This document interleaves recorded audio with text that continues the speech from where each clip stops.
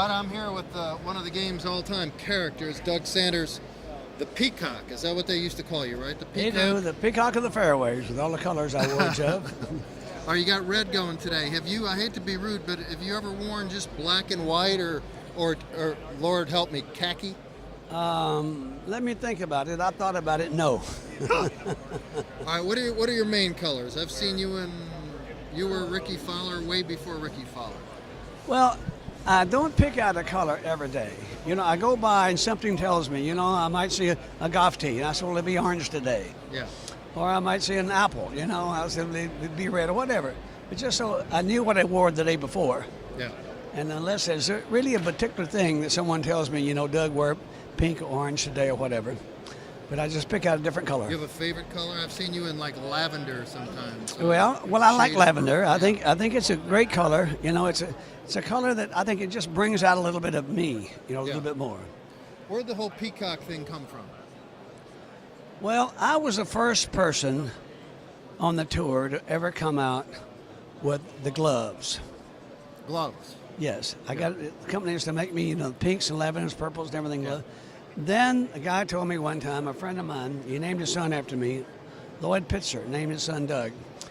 He says, Doug, he says, you got everything to match, but he said, you got to do something about your shoes. So I saw a guy, and he said, I'll make you some shoes. And he told me later that he had to buy enough material to make 600 pairs of shoes to buy that material back in those days. But after he bought the greens, lavenders, and purples and made me a pair of shoes, then he started to sell them. You know, it became a very popular thing. And they started selling them. Then I just went from there on around and putting everything together. But it wasn't as easy as you think it was, because whenever I travel, I might have 6 or 7 suitcases. Because if I'm going to be gone for 5 or 6 weeks, I might carry 35 pairs of shoes. You were like Zsa Zsa Gabor and Liz Taylor with steamer trunks, weren't you?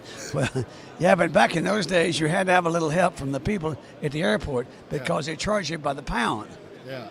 One year I was going to leave London and go to Indonesia, and I think that year it was going to cost me, I think, 1,900 extra luggage.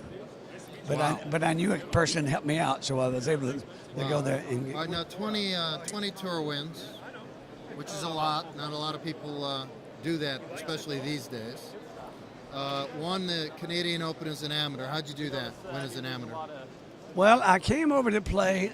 First of all, I got started as a real poor kid, and my mom and dad picked cotton for a living, and we didn't have any money. For $1, I had to pick 100 pounds of cotton for $1.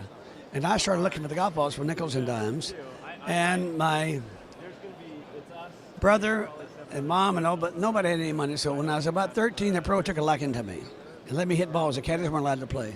When I was 17, I won a national championship.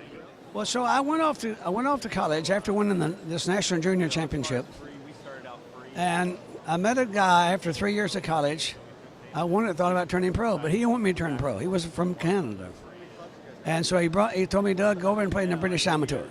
I went over, and I'm playing good, and I'm playing this little ball. And the guy found out he was playing me and didn't even bring a change of clothes. Thought I beat him.